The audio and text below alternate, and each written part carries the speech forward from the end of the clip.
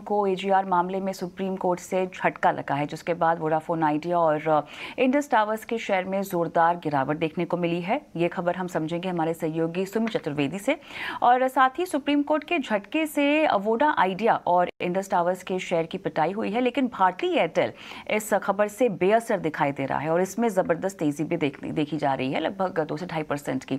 लेकिन ऐसा क्यों हो रहा है, इसको लेकर पूरा करेंगे विश्लेषण हमारे सहयोगी अभिषेक सत्यव्रतम। तो पहले सुमित, मैं आपके पास आऊंगी क्योंकि खबर क्या है, तो इम्पैक्ट हम देख रहे हैं गिरावट का, जरा खबर समझाइएगा पहले।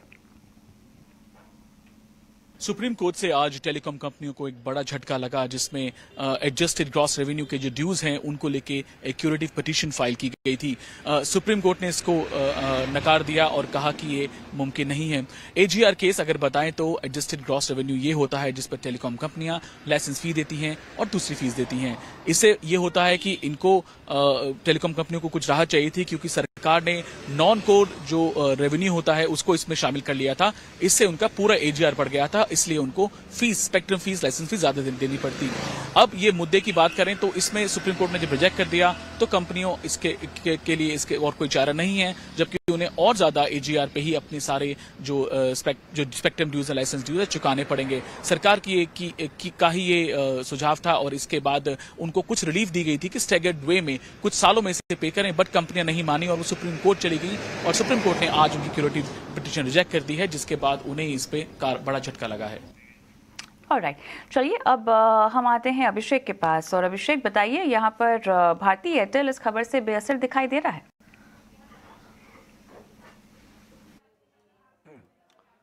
बिल्कुल कविता, भारती एयरटेल बेअसर दिखाई दे रही है और बेअसर दिखाई देना भी चाहिए, क्योंकि भारती एयरटेल और वोडाफोन के फाइनेंशियल में जमीन आसमान का फर्क है। अगर हम भारती एयरटेल के निवेशकों के लिहाज से बात करें तो वोडाफोन आइडिया की अगर दिक्कतें बढ़ती हैं, अगर वोडाफोन आइडिया अगर अपना मार्केट शेयर लूज करता है तो उसका बड़ा बेनिफिशियरी भारती एयरटेल होगा। और करीब करीब जो 40,000 करोड़ रुपए के आसपास का एजीआर बकाया है भारती एयरटेल का, अगर उनके नेट डेट टू एबिडा के अगर हम रेशियो की बात करें तो उस पैरामीटर पर उनके लिए देखा जाए तो कुछ भी नहीं है।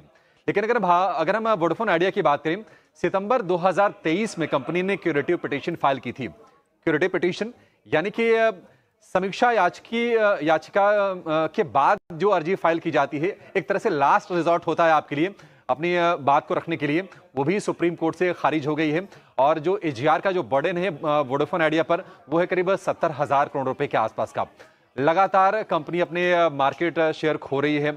अगर आप मार्केट शेयर की बात करें, रिलायंस जियो का मार्केट शेयर 40% के आसपास का है, 33% भारती एयरटेल का है, वोडाफोन आइडिया का 20% से भी कम का मार्केट शेयर है, जो कि लगातार गिर रहा है। एक और दिक्कत वाली चीज ये है कि वोडाफोन आइडिया का जो बकाया है उसको चुकाएगी कैसे, फाइनेंसिंग कैसे होगी, इसको लेकर बहुत बड़े सवाल खड़े हो रहे हैं। और उसके चलते हम देख रहे हैं कि स्टॉक की लगातार पिटाई हो रही है। 5G के मोर्चे पर भी कंपनी काफी ज्यादा पिछड़ रही है। ब्रॉडबैंड के मोर्चे पर भी अगर हम रिलायंस जियो और अगर भारती एयरटेल से तुलना करें तो वहां पर स्थिति बहुत ही ज्यादा कमजोर दिखाई देगी आपको। अगर हम 2019 में टेलीकॉम कंपनियों के एजीआर बकाये की बात करें तो उसके हिसाब डीओटी की जो मांग थी भारती एयरटेल से, वो थी 43,980 करोड़ रुपए के आसपास की। और कंपनी की जो गणना थी, यानी कि भारती एयरटेल की जो गणना थी, उसके हिसाब से 13,000 करोड़ रुपए का बकाया बनता था।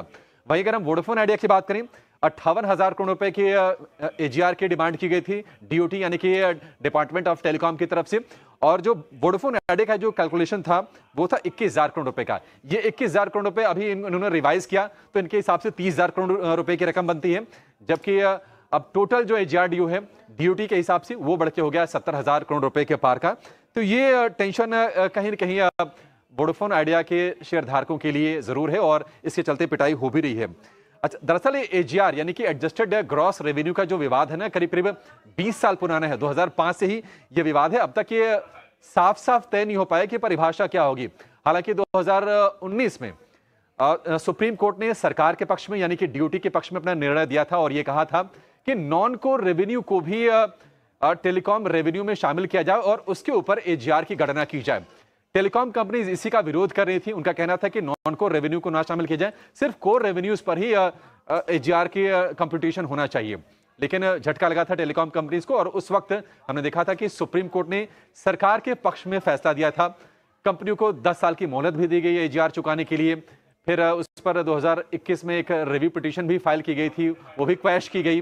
उसके बाद अब क्यूरेटिव पिटीशन जो 2023 में जो फाइल की गई कंपनीज की तरफ से, उसको भी सुप्रीम कोर्ट ने खारिज कर दिया है। इसका मतलब कि अब ये जो भी बचने के तरीके हो सकते थे एजीआर से, वो लगभग समाप्त हो गए हैं। और जिस तरह की फाइनेंशियल से वोडाफोन आइडिया की निश्चित तौर पर एक बड़े मुश्किल की फिर से शुरुआत हो गई है। आप दोनों का ही इस पूरी खबर को समझाने के लिए झटपट एक छोटा सा टेक हम गौरांग का भी लेना चाहेंगे। गौरांग, खबर का जो इम्पैक्ट हमें फिलहाल दिखाई दे रहा है, ये कितना गहरा सकता है तमाम स्टॉक्स पर? देखिए, मेरा आकलन और मेरी समझ ये कहती है कविता, और अभी जैसे अभिषेक भाई भी पूरा विश्लेषण कर रहे थे, जो कमजोर कड़ी है यहाँ पर उस पर बहुत बड़ा असर पड़ सकता है, क्योंकि एक राहत के तौर पर देखा जा रहा था अगर सर्वोच्च न्यायालय की तरफ से इसको मंजूरी मिलती, लेकिन अब ये खारिज कर दिया है। तो इसमें कमजोर कड़ी कौन सी है? तो जाहिर है वोडाफोन आइडिया पहले से ही बहुत बड़ा बकाया बैलेंस शीट पे है, और अब ये एजीआर को लेकर के जो सर्वोच्च न्यायालय का रूलिंग आई है, उसको लेकर के मेरे ख्याल से परिस्थिति थोड़ी बहुत और कमजोर हो सकती है। तो अगर सबसे कमजोर, और उसका असर आप देख रही हैं करीबन 14.5% के आसपास नीचे की तरफ के स्तर वोडाफोन आइडिया में दिख रहे। अब ये जरूरी है कि अब ये इतिहास हो चुका है, ये रियरव्यू मिरर में चला गया कविता। अब ये देखना अनिवार्य होगा कि मैनेजमेंट बाजार में आकर के बाकी अन्य जो सोर्सेज है उनके तरफ से पूंजी किस तरह से जुटाती है, क्योंकि अब इनको मेरे ख्याल से बहुत मेहनत करनी पड़ेगी। As a disclosure, Vodafone Idea पर लंबी अवधि के लिए हमारी खरीदारी की राय है, लेकिन ये भी अनिवार्य होगा डिस्क्लोजर देना कि ये high risk high return trade है। ऑलराइट, चलिए इसी के साथ